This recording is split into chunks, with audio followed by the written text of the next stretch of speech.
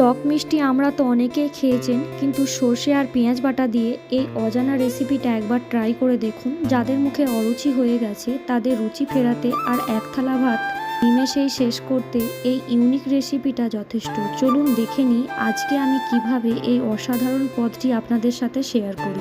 এই যে দেখুন, এখানে আমি পরিমাণ মতো আমরা নিয়েছি। এগুলো ছাড়ানো আর আলাদা করে দেখালাম না, কারণ আপনাদের মূল্যবান সময় নষ্ট করতে চাই না। ঝটপট রান্না দেখাবো বলেই আমি আগে থেকে খোসা ছাড়িয়ে একদম পরিষ্কার করে ধুয়ে রেখেছি। এবারে আসি আসল রহস্যের। এখানে আমি সর্ষে নিয়েছি, তবে একটা ছোট টিপস দিই, যদি আপনি 1 চামচ কালো সর্ষে নেন তবে অবশ্যই 2 চামচ সাদা সর্ষে নেবেন, কারণ কালো সর্ষে দেয় ঝাঁঝ আর সাদা সর্ষে দেয় সেই মিষ্টি একটা আমেজ। দুটো ব্যালেন্স কিন্তু রান্নার স্বাদের দ্বিগুণ দেয়। এবারে চলুন আমড়াগুলোকে পিস পিস করে কেটে নিই। আমি এখানে গোল গোল করে কাটছি, কারণ গোল গোল করে কাটলে মশলাটা একদম ভেতর পর্যন্ত ঢুকে যায়, দেখতেও বেশ কিউট লাগে। আপনারা চাইলে কিন্তু লম্বা লম্বা করেও কাটতে পারেন, স্বাদ তো আর বদলে যাবে না। আচ্ছা, আপনারা কি জানেন এই বিলেতি আমড়াকে অনেকেই গোল্ডেন আপেল বলে, আর এর যে টক মিষ্টি গন্ধ ছড়াচ্ছে না, সত্যি বলছি কাটতে কাটতে আমার জিভে জল চলে আসছে। যারা টক খেতে ভালোবাসেন তাদের জন্য এই গোল গোল আমড়ার টুকরোগুলো জাস্ট নেশার মতো।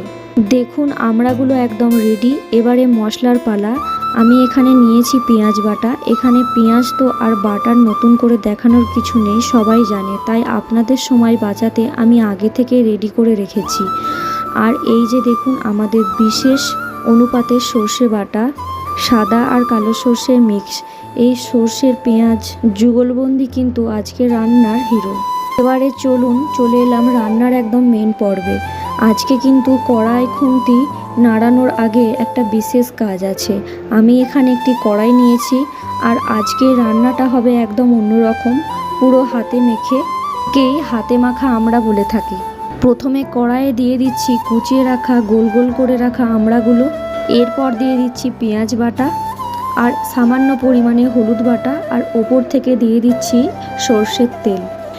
এবারে আসল কাজ, এই আমড়াগুলোকে মশলার সাথে বেশ ভালো করে চটকে চটকে মাখতে হবে। হাত দিয়ে মাখার সময় মশলা একটা সুন্দর গন্ধ উঠবে, তখনই আপনি বুঝতে পারবেন যে আপনার রান্নাটা একদম পারফেক্ট হওয়ার জন্য তৈরি হয়ে গেছে। মাখানোর উপরেই কিন্তু এই রান্নার স্বাদ নির্ভর করে। মাখানো হয়ে গেলে এতে আমি দিয়ে দিচ্ছি পরিমাণ মতো জল। তবে এখানে একটা কথা খুব ভালোভাবে মনে রাখতে হবে, আমি কিন্তু মাখানোর সময় সর্ষে বাটা দিইনি, এটা একটা বিশেষ টিপস। সর্ষে বাটাটা যদি শুরুতেই দিয়ে দিই তবে আমরা সেদ্ধ হওয়ার সময় সর্ষে বাটার আসল স্বাদ আর ঝাঁঝালো হারিয়ে যেতে পারে, এমনকি তিতকুটে ভাবও চলে আসতে পারে। তাই সর্ষে বাটাটা এখানে একদম দেবেন না, জল দিয়ে উনুনে বসিয়ে দেবেন যতক্ষণ না আমড়াটা আধ সেদ্ধ মতো হয়ে আসে। দেখুন আমড়াগুলো কিন্তু বেশ সুন্দর নরম হয়ে এসেছে, প্রায় 70% মতো কুক হয়ে গেছে। এবারে সময় হয়ে এসেছে আমাদের সেই উপকরণ দেওয়ার। হ্যাঁ, স্পেশাল সর্ষে বাটা আমি দিয়ে দিচ্ছি। সর্ষে বাটা দেওয়ার পর আর কিছুক্ষণ এটাকে রান্না করতে দিতে হবে। আমড়াগুলো যতক্ষণ না 100% মতো মাখো মাখোভাবে সেদ্ধ হয়ে আসে এবং সর্ষের ঝাঁঝালোটা সাথে মিশে যায়, শেষ পর্যন্ত অপেক্ষা করতে হবে। দেখুন আস্তে আস্তে কালারটা কত সুন্দর বদলে যাচ্ছে। এবারে যখন দেখবেন ঝোলটা বেশ চচ্চড়ি মতো মাখো মাখো হয়ে এসেছে, তখন উপর থেকে ছড়িয়ে দিতে হবে বেশ কিছু পরিমাণে চিনি।